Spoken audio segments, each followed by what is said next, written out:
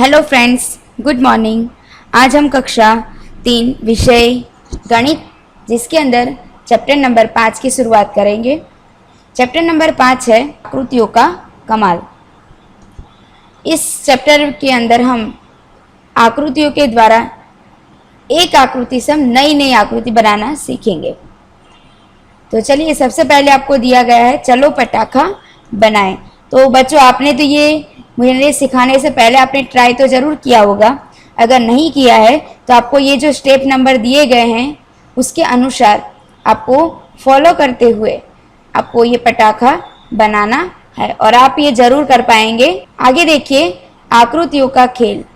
ठीक है, यहाँ पर कुछ आकृतियाँ दी गई हैं, जैसे कि जैसा नीचे दिखाया गया है उसके हिसाब से जोकर में रंग भरिए। ये आपको दिख रहे हैं, आप लाल, नीला, पीला, हरा, और आकृति है त्रिकोण, आयत, वर्ग और गोल। तो इन्हीं के मदद से एक जोकर की आकृति आपको दी गई है जिसके अंदर आपको रंग भरना है। जैसे कि हर त्रिकोण के अंदर आपको लाल रंग भरना है, हर आयत आकार के अंदर आपको नीला रंग भरना है, और हर वर्ग में पीला, और हर गोल आकार में हरा रंग आपको भरना है। ठीक है, चलिए अब यहाँ पर देखिए हर आकृति में कितने त्रिकोण हैं। यहाँ आपको आकृति दी गई है, उसके अंदर आपको त्रिकोण को गिनना है कि उसके अंदर कितने त्रिकोण आपको दिए गए हैं। तो चलिए गिनते हैं हम। सबसे पहले यहाँ पर 1, 2, 3, 4, 5, 6, 7, 8। ये आकृति जो ए है उसके अंदर आपको 8 त्रिकोण मिल रहे हैं। फिर बी नंबर की आकृति है, उसके अंदर हम देखते हैं कितने त्रिकोण हैं। ये 1, 2, 3, 4, 5, 6, 7, 8 त्रिकोण हैं। लेकिन इसके अलावा भी आपको त्रिकोण मिल जाएंगे, जैसे कि 8 के बाद ये पूरा 9, ये 10, फिर यहाँ पे ये 11, 12। ठीक है बच्चों, तो मुझे यहाँ पर ये 12 त्रिकोण मिल रहे हैं। अगर आपको इससे ज़्यादा मिलते हैं तो आप ज़रूर ढूंढिएगा। फिर ये देखिए, यहाँ पर भी आपको एक त्रिकोण दिया गया है। तो यहाँ पर हम देखेंगे 1, 2, 3, 4, 5, 6, 7, 8, 9, और ये सबसे बड़ा वाला 10। फिर इसके अंदर भी है 10 के बाद ये 11, ये 12, यहाँ 13। तो इस प्रकार मुझे आकृति सी के अंदर मुझे 13 त्रिकोण मिल रहे हैं। अगर आपको यहाँ से इससे भी ज़्यादा अगर मिलते हैं तो आप ज़रूर ढूंढिएगा। चलिए आगे देखते हैं। इन आकृतियों में सबसे बड़ी आयत ढूंढो। अब यहाँ पर आपको आयत तो बहुत सारी मिलेंगी, लेकिन इसमें सबसे बड़ी आयत कौन सी है वो आपको यहाँ पर ढूंढनी है। लेकिन आयत ढूंढते समय आपको ये भी ध्यान रहना चाहिए कि कोई भी कोना छूटना नहीं चाहिए। तो मुझे यहाँ पर सबसे बड़ी आयत ये नज़र आ रही है। ठीक है, तो आपको उसके अंदर मनचाहा रंग आपको भरना है। चल, ये मुझे सबसे बड़ी आयत नज़र आ रही है। तो गिन कर देखते हैं उसमें कितने वर्ग हैं। 1, 2, 3, 4, 5, 6, 7, 8। 8 दूनी 16। ठीक है, चलिए अब यहाँ पर देखिए इसके अंदर कौन सी सबसे बड़ी आयत मुझे मिल रही है। अगर हम यहाँ पर ऐसे खड़ी लेते हैं तो यहाँ पर 3, 1, 2, 3, 4, 5, 6, 7, 7 यहाँ 21 होती है। ठीक है, तो हम यहाँ पर लेंगे 1, 2, 3, 4, और ऐसे कितनी है 1, 2, 3, 4, 5, 6, 7, 8। तो 8 चौके 32। तो ये जो हमारी कॉलम और रो है ये कुल मिलाकर 32 वर्ग की सबसे बड़ी आयत हमें मिल। फिर यहाँ पर देखिए, यहाँ पर भी ये मुझे सबसे बड़ी नज़र आ रही है। तो देखते हैं कितनी है। यहाँ इसकी रो 1, 2, 3, 4, 5, 6, 7, 8, 9 कॉलम है, और रो कितनी है 1, 2, 3, 9 तियाँ हो जाता है 27। ठीक है, और इससे भी बड़ी ये नज़र आती है कि 1, 2, 3, 4 हमारी कॉलम है। 1, 2, 3, 4, 5, 6, 7 चौके यह हो जाता है हमारा 28। ठीक है, तो ये उससे भी बड़ी है, तो हम इसमें कलर भरेंगे क्योंकि ये सबसे बड़ा आयत। ओके, तो इस तरीके से हमें ढूंढना है, ये हमारी 28 वर्ग की आकृति सबसे बड़ी है। आगे है किनारे और कोने। मीता और उसके 5 दोस्त एक खेल खेल रहे थे। टीकू की आंखों पर पट्टी बंधी थी। उससे कहा गया कि वह तब तक ताली बजाता रहे जब तक वह चाहे। बाकी बच्चे मेज के चारों ओर घूमे।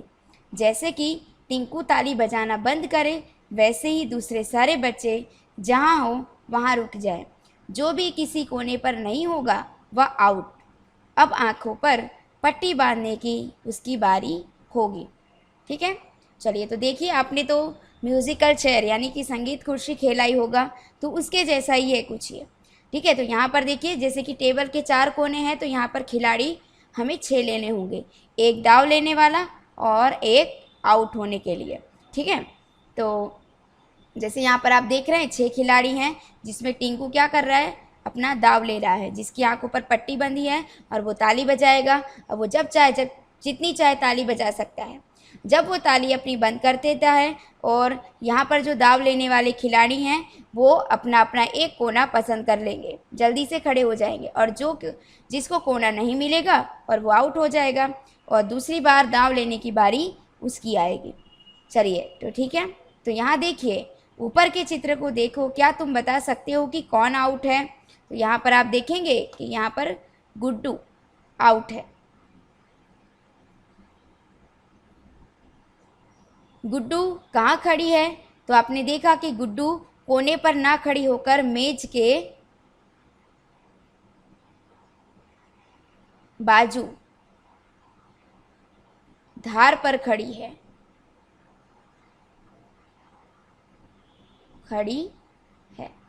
ठीक है, क्या इस खेल को हम किसी गोल मेज के चारों तरफ घूमते हुए खेल सकते हैं? तो चलो, ये तो हमारी 4 कोने वाली 4 बाजू वाली एक आयत आकार की टेबल है, लेकिन क्या हम इसको ऐसे गोल आकार मेज वाली धारी वाली मेज के आसपास हम खेल सकते हैं? नहीं खेल सकते, क्योंकि कोना ही नहीं होगा खेलने के लिए या हमें दाव में पास होने के लिए। ठीक है, चलो, अब ये देखिए, हमारे चारों तरफ कई चीज़ें ऐसी हैं जिनके किनारे सीधे होते हैं। तो उदाहरण के लिए आपको दिया गया है, जैसे कि किताब है, कुर्सी है और यहाँ पतंग दी गई है, जिसके किनारे आपको नज़र आ रहे हैं। कई ऐसी चीज़ें भी होती हैं जिनके किनारे घुमावदार यानी वक्र होते हैं। उदाहरण के तौर पर आपको दिया गया है यहाँ पर चक्का और थाली। अपने चारों ओर देखो, उन चीज़ों की पहचान करो जिनके किनारे घुमावदार हैं और जिनके किनारे सीधे हैं। तो सीधे को हम पहले देखते हैं। सीधी वस्तु ऐसी कौन कौन सी होगी आपके आसपास? तो सीधी किनारी वाली हो सकती है जैसे कि टीवी, और क्या हो सकता है, कंपास। ठीक है, चलो, अब घुमावदार किनारे वाली, तो घुमावदार किनारे वाली क्या क्या हो सकती है?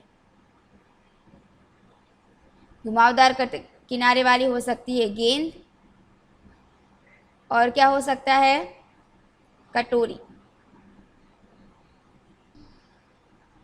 क्या सीधे किनारे वाली चीज़ों के कोने होते हैं? हाँ, होते हैं। क्या घुमावदार किनारे वाली चीज़ों के कोने होते हैं? नहीं, जिसका किनारी धारी घुमावदार होगी उसका कोना नहीं होगा। ऐसी चीज़ें ढूंढने की कोशिश करो जिनमें दोनों तरह के किनारे हैं, सीधे भी और घुमावदार भी। तो ऐसी क्या हो सकती है? तो ऐसी हो सकती है पेंसिल। ठीक है, पेंसिल और हॉकी स्टिक। तो आपने देखा होगा, पेंसिल ऐसे सीधे होती है और यहाँ पर ऐसे गोलाकार होता है, और हॉकी स्टिक जो होती है वो इस तरीके से यहाँ पर सीधी होगी और यहाँ पर घुमावदार होता है। चलिए, अब देखिए, कितने मोड़ कितने कोने। एक आयत आकार का कागज का टुकड़ा लो,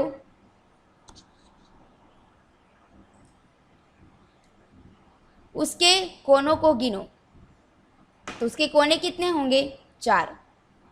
अब उसके एक कोने को मोड़ दो, फिर बताओ उसके कितने कोने हो गए? तो आपको देखो यहाँ पर 4 कोने का एक कागज़ लिया, अब उसके कोने गिनो, 1 2 3 4 5, तो 5 कोने मिलते हैं आपको। 2 कोने मोड़ने पर कितने हो जाएंगे? जैसे कि आप 2 कोने मोड़ देते हैं तो 1 2 3 4 5 और 6 मिलते हैं। ठीक है, यहाँ पर 6 कोने मिलेंगे। 3 कोने मोड़ने पर 1 2 3 4 5 6 7 कोने मिलेंगे, और 4 कोने अगर मोड़ देते हो तो हो जाएंगे पूरे 8 कोने। क्या तुम इसी कागज को किसी ऐसे तरीके से मोड़ सकते हो कि इसके केवल 3 कोने रह जाएं? तुम केवल 2 बार ही कागज को मोड़ सकते हो। अब समझ लो कि आपके पास ऐसा एक कागज है, ठीक है। अब आपको क्या करना है, इसको 2 बार मोड़ना है और उसके 3 कोने तैयार करने हैं। तो क्या कर सकते हैं, ये वाला जो कोना है इसको आप मोड़कर यहाँ पर ले आएंगे। ठीक है, तो ये कैसा हो जाएगा, इस तरीके की आकृति, और ये वाला हिस्सा मुड़ जाएगा। इसी तरीके से इस कोने को उठाकर यहाँ पर ले आएंगे, ये कोना ऐसे हो जाएगा और ये कोना नहीं रहेगा। ठीक है, तो ये हमारा आकृति कुछ इस तरीके से तैयार होगी। तो आप इसमें देख सकते हैं 1 2 और 3 कोने तैयार हो गए। इसी काम को कागज के एक वर्गाकार टुकड़े के साथ करो। ठीक है, वर्गाकार यानी कि आपको क्या करना है, ऐसे चौरस आकृति लेनी है और आपको सिर्फ इसको 2 बार घड़ी करनी है। ठीक है, 2 बार ही आप इसको मोड़ सकते हो। तो एक बार यहाँ से ऐसे मोड़ोगे तो ऐसी आकृति बनेगी, और वापस से दूसरी बार कर दोगे तो ये आपको सिर्फ इतना हिस्सा रह जाएगा। फिर भी आपको इसके 4 कोने मिलेंगे। ठीक है, क्या तुम वर्गाकार कागज के सभी कोनों को इस तरीके से मोड़ सकते हो कि उसके 4 ही कोने रहें? यानी पहले तो आपके ये 4 कोने का टुकड़ा है, इसको मोड़ना भी है और मोड़ने के बावजूद भी ये 4 कोने ही रहे। तो हाँ, हो सकता है। तो ये देखिए, आपने पहले देखा वो भी उसमें हो सकता है। दूसरा तरीका ये है कि ये कोना है इसको मिड पॉइंट के पास ले आइए, तो ये आकृति ऐसी हो जाएगी। इधर को यहाँ पर ले आएंगे तो यहाँ पर ऐसी बनेगी। ये कोने को बीच में लाने पर यह आकृति इस तरीके से बनेगी, और इस कोने को बीच में लाएंगे तो यह आकृति ऐसी हो जाएगी, और ये बाकी सारे कोने हमारे नहीं रहेंगे। ठीक है, तो हमारी आकृति ऐसे शक्करपारा आकार के जैसी, ये डायमंड आकार की जैसे हो जाएगी। उसमें भी आपको 4 कोने नज़र आ सकते हैं। चलिए, नीचे नीली पीली एक तालिका दी गई है, इसमें उन चीज़ों के नाम के आगे सही का निशान लगाओ जिनके कोने होते हैं, साथ ही उन चीज़ों के किनारों और कोनों की संख्या का पता लगाओ। चलिए तो देखते हैं। चीज़ों के नाम है, यहाँ पर पासा दिया गया है। क्या इनके कोने होते हैं? तो हाँ, होते हैं। किनारों की संख्या, तो जैसे कि समझ लो कि ये आपको एक पासा दिया गया है। ठीक है, ये एक पासा है। अब ये अगर ये पासा ट्रांसपेरेंट यानी कांच का होता तो आपको ये कुछ इस तरीके से दिखता, यहाँ पर इस तरीके। ठीक है, आपको ये कुछ इस तरीके से दिखता। तो आपको चलो इसके किनारों की संख्या गिननी है। तो ये पहला 1 2 3 4, ये पीछे का 5 6 7 और 8, और बाजू का 9 10 11 12। तो ये कुल मिलाकर यहाँ पर 12 किनारे हो गए। कोनों की संख्या, तो 1 2 3 4 5 6, पीछे 7 और 8 जो आपको यहाँ पर दिया गया है। चलिए, गेंद, तो इसके कोने नहीं होते, ना किनारे होते हैं ना कोने होते हैं। ठीक है, रबर, तो रबर भी आपको पासे के जैसा ही दिखाई देता है। तो हाँ, इसके कोने होते हैं, किनारे भी 12 ही होंगे पासे की तरह, और कोने 8 होंगे पासे की तरह। अंडा, तो अंडा वो भी गेंद के जैसा होता है, बस होता है कि लंबगोल होता है वो। तो इसके कोने नहीं होंगे, ना ही किनारे होगी, ना ही कोनों की कोई संख्या होगी। कागज़ की सीट, समझ लो कि ये कागज़ की सीट आपको यहाँ पर ऐसे नज़र आ रही है, तो इसके कोने आपको दिखाई दे रहे हैं। किनारों की संख्या है 4 और कोने भी हैं 4। चलो, नीचे दी गई आकृतियों में से उन पर सही का निशान लगाओ जिनके कोने हैं। तो आप देख सकते हैं किसके कोने नज़र आ रहे हैं। ये इसमें आपको 2 कोने नज़र आ रहे हैं, एक यहाँ पर एक यहाँ पर। इस आकृति में आपको 3 कोने नज़र आ रहे हैं, 1 2 और 3। इस आकृति में भी कोने नज़र आ रहे हैं, 1 2 3 4 5 6 7 और ये 8। ठीक है, तो यहाँ पर आपको 8 कोने नज़र आ रहे हैं। इस आकृति में भी 4 कोने नज़र आ रहे हैं, 1 2 3 और 4। ठीक है, तो यहाँ पर आपने टिक लगाया है।